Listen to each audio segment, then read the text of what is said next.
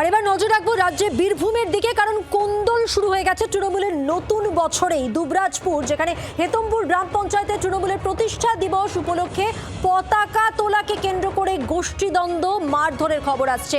পঞ্চায়েত সদস্যকে কার্যালয়ের ভিতরে আটকে রাখার অভিযোগ অপর তৃণমূল কর্মীদের বিরুদ্ধে।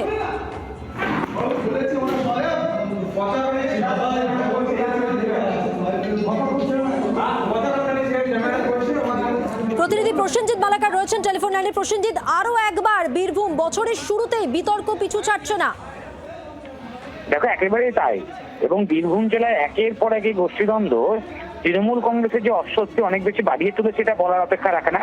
আর এই ঘটনা তো একেবারে বলা যেতে পারে বিরলতম ঘটনা। তার কারণ একেবারে গোষ্ঠীদ্বন্দ্ব, সেখানে পঞ্চায়েত সদস্যকে আটকে রাখা হচ্ছে। তা আবার ঘটছে কোন দিনে? একদম বছরের প্রথম দিন। তার পাশাপাশি সামনে বিধানসভা নির্বাচন, আবার উনছে তৃণমূল কংগ্রেসের প্রতিষ্ঠা দিবসে পতাকা উত্তোলনকে কেন্দ্র করে।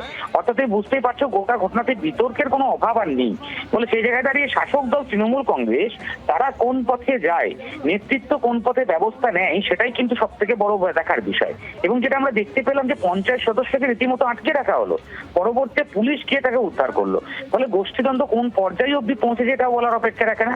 ফলে সে জায়গায় দাঁড়িয়ে উচ্চ নেতৃত্ব যারা আছেন, অর্থাৎ বীরভূমের যারা কোর কমিটির সদস্য, তারা কি ভূমিকা নেয় এবং এই গোষ্ঠীদ্বন্দ্বের ছবি বারবার সামনে আসার পরে উচ্চ নেতৃত্ব বা তারা কি পদক্ষেপ তুলে আনেন, সেটাই কিন্তু এখন সব থেকে বড় দেখার বিষয়। তবে একটা কথা বলতে আর অস্বীকার করার জায়গা নেই, শাসক দলের কার্যত বলা যায় বিধানসভা নির্বাচনের আগে বীরভূম জেলা জুড়ে এই গোষ্ঠীদ্বন্দ্ব যে তাদের চিন্তা অনেকটা বেশি বৃদ্ধি করেছে, এটা বলার কিন্তু আর অপেক্ষা রাখে না বীরভূম জেলায়।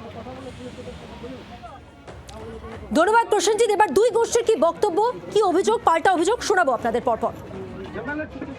আমাদের এখন পঞ্চায়েতে দুটো সমস্যা চলছে দুটো টিমের।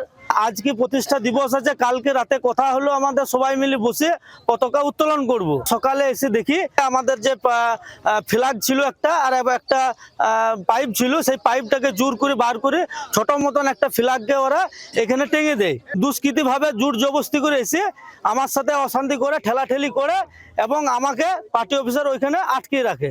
উপপ্রধান যে এখন লিডারশিপ দিচ্ছে, সে বিগত 4 মাস 6 মাস ধরে কোথায় ছিল? প্রতি বছর পতাকা আমরা উত্তোলন করি।